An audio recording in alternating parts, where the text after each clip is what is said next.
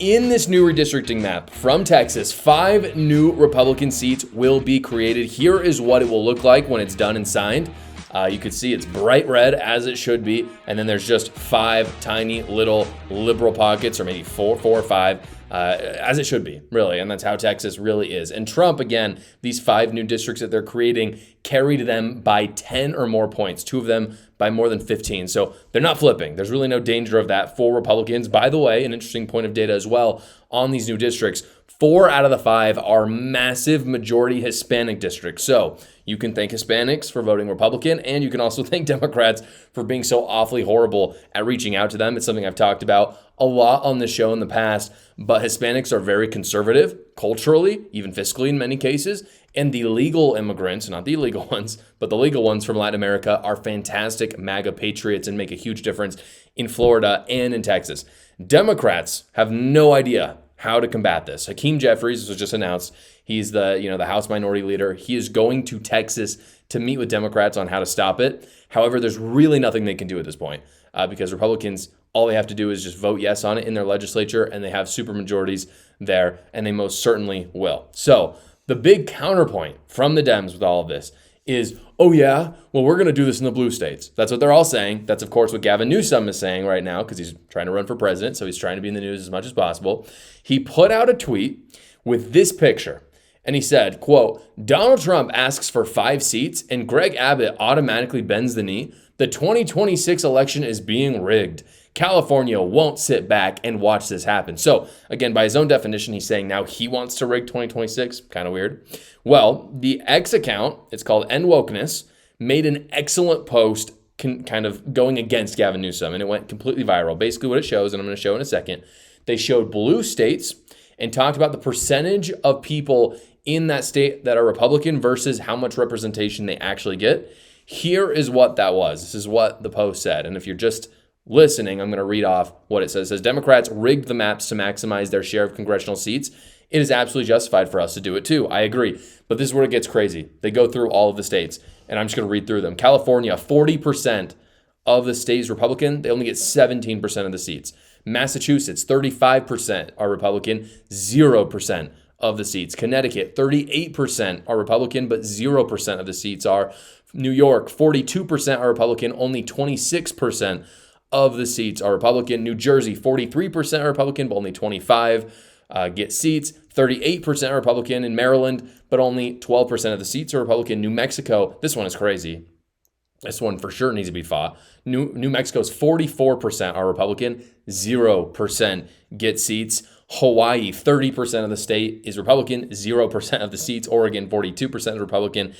16% get actual seats, 38 in Washington and only 20 in seats. And Rhode Island, also horrible, 38% of Rhode Island are Republican, and there are 0 seats that are Republican. So if you want to see what this actually looks like on a map, here is Illinois, which is famously gerrymandered by by Democrats. This is just a good example of what you see. So in the bottom part, what you can see is, yeah, like there's some crazy things. I mean, they're weird shapes for sure. But if you zoom in, over at Chicago in the top right, it's insane. Like you can't even begin to analyze that. I don't even know what's happening there.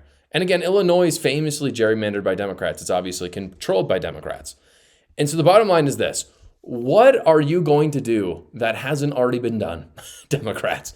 Like we're seeing like many states that have 30 to 40% Republican in the state with 0 representation whatsoever. So what are you going to do? All the blue states are already gerrymandered. The red states are just catching up, in my opinion. Here's a current district map in Texas, by the way, just to give you an idea of how it really is just catch up. This is in the heart of Dallas, essentially. These are areas that I actually used to live fairly close to this. And this is like the craziest shape imaginable. And this is the kind of thing that is going to be changed under the new redistricting map. This is not going to happen anymore because what's happening in Texas is there are too many Democrats being represented by districts like this. And that's, again, in a red state. So, again, I've said this before. The gerrymandering is fine. I actually don't care. Everyone is going to call what they don't like gerrymandering. That's just the reality. So I think redistricting is a political tool. It already has some checks and balances. In Texas, it has to go through the legislature already. They have to actually come up with a map. They only have 30 days to do it. If they can't get it done, it doesn't get done. And then the legislature has to unilaterally agree that it's what they want. So there's already checks and balances on it. And I think it's just baked into our politics on the left and on the right. So again, I've got no problem with Democrats or Republicans doing it. I just have a problem with Democrats whining about it when they've done it for decades on end. And you can see that in all of the things I just showed you. Florida, for instance, is also looking at redistricting. Take a look at this map. And this is what it is right now. It looks normal. I don't think there's anything particularly wrong about this. This is what it will be after what they've proposed. Both very reasonable. And this is what I mean by you can call anything gerrymandering. That second image to me looks more normal, frankly. And so I don't think it's crazy at all for Ron DeSantis and the Florida legislature the legislature to go after this. But the original image is not bad either. And so it'd be very easy for Republicans to look at the first image and say, yeah, that's a little bit of a weird shape. That's gerrymandering. And the second one, Democrats could say the same thing. And the bottom line is, I just don't care. Call it gerrymandering if you want. I just think it's a political tool and you can use it to get your voters more political power. That is ultimately why Gavin Newsom is calling it rigging the election. And I think it's ridiculous because at the end of the day, it's not taking people's right to vote away. It's just simply changing the districts and allowing political parties to actually be represented by a certain amount of people. I think in Texas, Florida, Ohio, all of those places, it's very, very reasonable. And again, Democrats can try to fight it, but the reality is they're already doing it. So I don't see what they're going to be able to do more than like New Mexico. 0% of Republicans are being represented. You can't gerrymander New Mexico anymore. You can't gerrymander Hawaii or Rhode Island more than it already is. So good luck with that. I think the gerrymandering has a huge impact, but at the end of the day, it's just still people voting.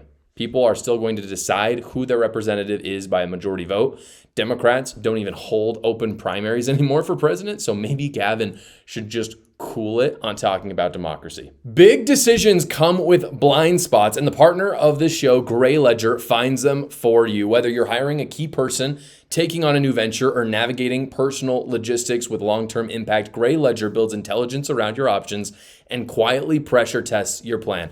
If you need research, risk analysis, discrete third-party handling, it is done. Gray Ledger, quiet counsel, and smart execution. Go check them out right now at grayledger.carrd.co or go to the link in the description below. Thank you so much for watching this episode, everybody. Please like the video so other great patriots like yourselves will see it, and tune in every single weekday at 6 p.m. Eastern for the live show, or you can watch another video right here.